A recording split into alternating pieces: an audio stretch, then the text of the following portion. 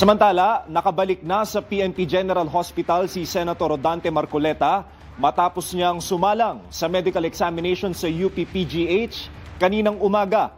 Pero giit ng PNP, physically fit ang senador para humarap sa pagdinig ng kanyang kaso bukas. Si Bea Peniza, nakatutok.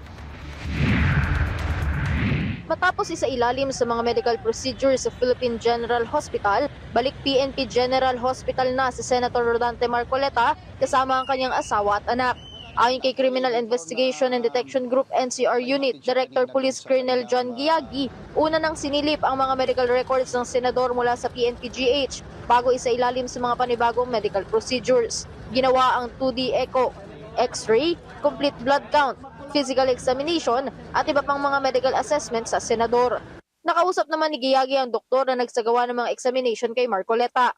So far so good, and hihintayin na lang natin yung medical evaluation niya na yung on paper, on document.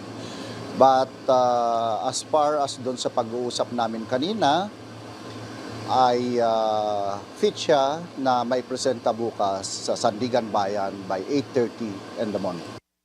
Ipinaliwanag din ni Giagi na ang pagdadala kay Marcoleta sa PGH ay isang kautusan na sinunod nila mula sa korte bilang bahagi ng kanilang mandato. Nauna nang hiniling ng Sandigan Bayan na isailalim sa isang third-party evaluation ng senador para maibsan ang mga tanong tungkol sa tunay na kalagayan nito. Nanindigan rin si Ko na kakatigan ng pulisya ang proseso at resulta na mula sa PNP General Hospital. I choose to believe that it's not, rather than doubting yung evaluation po ng ating mga doctors dito, ay ginawa po ito ng Sandigan Bayan para po ma-erase na nga any doubts from the public.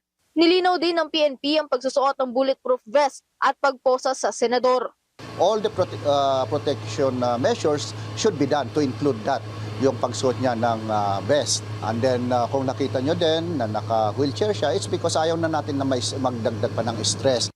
Samantala, inaasahan na ang pagharap ng senador sa Sandigan Bayan bukas ng umaga. Bea Peniza, IDC News.